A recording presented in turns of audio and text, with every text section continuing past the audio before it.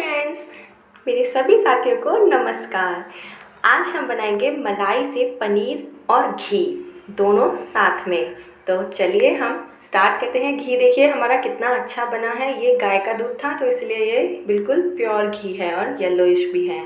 तो इसके लिए मैंने जो कटोरे में मलाई इकट्ठी की है, ये मेरी 5 से 7 दिन की मलाई है, ज़्यादा पुरानी नहीं है। तो आधी मलाई को हम डालेंगे ब्लेंडर में, यानी कि मिक्सी के जार में। तो मिक्सी के जार में डाल दिया है मैंने आधी मलाई को। पूरी एक साथ ज़्यादा नहीं भरनी है, उसमें उसको घूमने के लिए जगह रहनी चाहिए। तो आधी मतलब कि आधा वो मिक्सर भर जाए, आधा जार भर जाए। अब इस क्रीम को हम 30 से 40 सेकंड के लिए चलाएंगे एक बार। तो देखिए ये इस तरह से इसका वो बन गया है। अब इसमें हम डालेंगे चिल्ड वाटर। अगर गर्मियों में बना रहे हैं तो ठंडा पानी, और अगर सर्दियों में बना रहे हैं तो हल्का गुनगुना पानी डालेंगे। फिर 30 से 40 सेकंड के लिए चलाएंगे और ये हमारी मक्खन बन करके बिल्कुल तैयार है। इस मक्खन को हम अपने एक अलग बर्तन में निकाल लेंगे।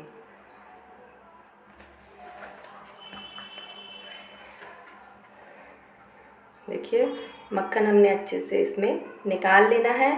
बिल्कुल आपका ना तो दूध वेस्ट होगा और ना ही आपका मक्खन यानी कि घी बिल्कुल भी वेस्ट नहीं होगा, क्योंकि इस तरीके से जब आप निकालेंगे तो आपका जार बिल्कुल चिकना नहीं होगा, उसमें घी एक्स्ट्रा साइडों में कहीं नहीं लगा रहेगा। देखिए ना, मैं आपको लास्ट में दिखाऊंगी कि कितना अच्छे से हमारा मक्खन निकल गया है। मक्खन जो हमने निकाला है उसको प्रेस करके हम उसमें से जो एक्स्ट्रा जो भी दूध है वो सारा निकाल देंगे, क्योंकि ये जो दूध होता है ना, तब हम मक्खन जब घी बनाते हैं तो फिर वो उसमें बहुत गंदगी रह जाती है ना, तो बहुत वो दानेदार वो निकलता है। तो इसलिए हम इस मक्खन से दूध को पूरा निकाल लेंगे ताकि हमारा ज़्यादा कचरा नहीं निकले। अब इस जो मैंने साइड मेरे पास जो बचा हुआ दूध था वो मैंने इधर रख रखा है, उसमें हम इस दूध को डाल देंगे। आप चाहें तो इस दूध से डायरेक्ट बना सकते हैं। अब मैं जो बची हुई क्रीम है उसको भी इसमें डाल दूँगी, यानी कि जो बची हुई मलाई है, और इस कटोरे में जो मलाई रखी हुई है उसको हम इस तरह से पानी से निकाल करके पूरा फिर से यूज़ करेंगे। अगर मक्खन बनाना आपको बहुत आसान लगा हो तो प्लीज़ फ्रेंड्स मेरे वीडियो को लाइक करिए, चैनल पे नए हैं तो सब्सक्राइब करिए और ये बेल आइकन को दबाइए ताकि आपको मेरे लेटेस्ट वीडियोस जल्दी से जल्दी मिले। और ध्यान रखिए बेल आइकन के बाद ऑल का बटन दबाना नहीं भूलें। सेम प्रोसेस से देखिए उधर ऊपर मैंने अपना जो नेक्स्ट बटर है वो निकाल लिया है। देखिए बटर निकल रहा है। आप चाहें तो इस दूध से डायरेक्ट पनीर भी बना सकते हैं, लेकिन वो बहुत कम बनेगा, इसलिए मैंने जो मेरे पास जो पहले का दूध रखा हुआ था उस दूध को भी इसमें मिला लिया है ताकि पनीर थोड़ा ज़्यादा बने। आप इस तरीके से मलाई से भी पनीर निकालना सीख जाएंगे और सादा दूध से भी, जो डायरेक्ट दूध से भी आप बनाना चाहें तो वो भी आप उसी तरीके से सेम तरीके से बहुत सॉफ्ट और बहुत बिल्कुल मार्केट जैसा पनीर आप आसानी से बना सकते हैं बिना बिखरा हुआ। तो देखिए कितना सारा मक्खन निकला है ना। जितना हमारे पास मलाई थी, इस प्रोसेस से आप उतना ही मक्खन निकाल सकते हैं। बिल्कुल आपको कुछ भी चीज़ ऐड करने की एक्स्ट्रा कोई ज़रूरत नहीं है। बहुत सिंपल तरीका है, कुछ नहीं, केवल मिक्सी में हमें इसको 30 से 40 सेकंड यानी कि 1 मिनट के लिए टोटल चलाना है। तो देखिए मैं सारा एक्स्ट्रा दूध बिल्कुल निकाल दूंगी और ये प्योर मक्खन हमारा बिल्कुल हमारे पास रेडी है। तो देखिए मैं आपको इसमें बताती हूँ कि कितना हमारा मक्खन बना है। तो देखिए जितनी मलाई थी उसी कटोरे में, सेम कटोरे में मैंने आपको बताया है, जितनी मलाई थी हमारा उतना ही मक्खन बन करके तैयार हुआ है। इस दूध को मैं उस दूध में, जो मेरा पहले वाला दूध था, उसमें मिक्स कर दूँगी ताकि हमारा पनीर थोड़ा ज़्यादा निकले। और देखिए बिल्कुल एक्स्ट्रा ना तो इसमें दूध चिपका हुआ है और ना ही मलाई यानी कि मक्खन। दूध को हम बीच बीच में चलाते रहेंगे ताकि दूध हमारा नीचे से जले नहीं।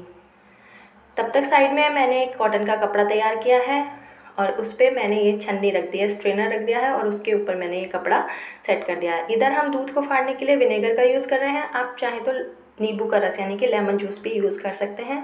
तो मैंने 3 बड़े चम्मच विनेगर ले लिया है साइड में एक कटोरी में, और उसमें मैं उतना ही क्वांटिटी में पानी ऐड कर दूँगी। पानी ऐड करके मैंने रख दिया है। तब तक मेरा दूध इधर बॉइलिंग हो गया है।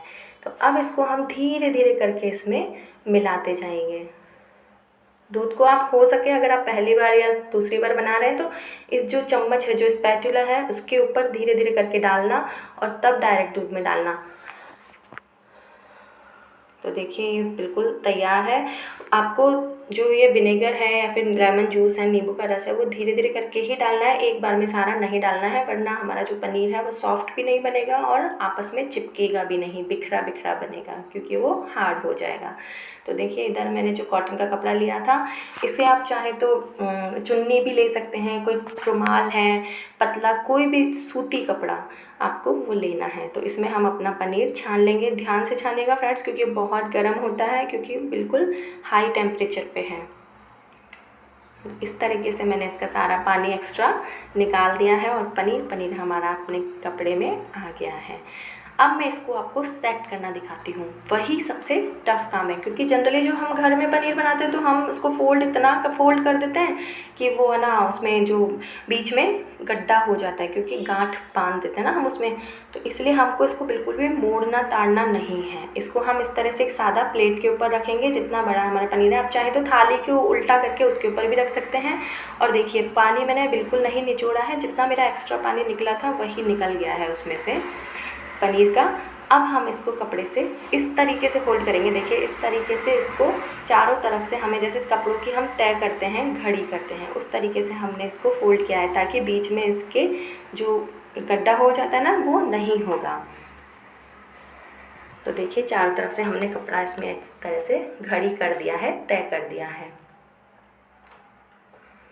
अब ये हमारे पास कोई पनीर बनाने का वो नहीं है, तब भी हम इसको आराम से पनीर को सेट कर सकते हैं।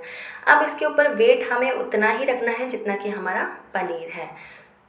तो मैंने ये एक छोटा सा एक लकड़ी का चकला है जो रख दिया है।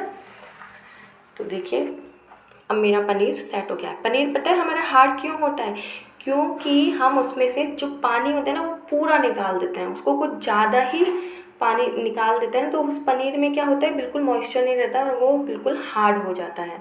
अब ये देखिएगा, मैं आपको दिखाती हूँ कितना अच्छे से सेट हुआ है। मैं आपको कट करके भी दिखाऊंगी कि ये बिल्कुल भी बिखरा बिखरा नहीं बना है और ये बिल्कुल सॉफ्ट भी बना है।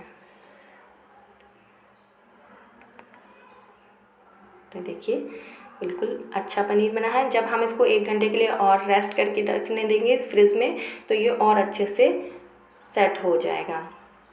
उससे पहले मैं आपको इसको कट करके दिखाती हूँ।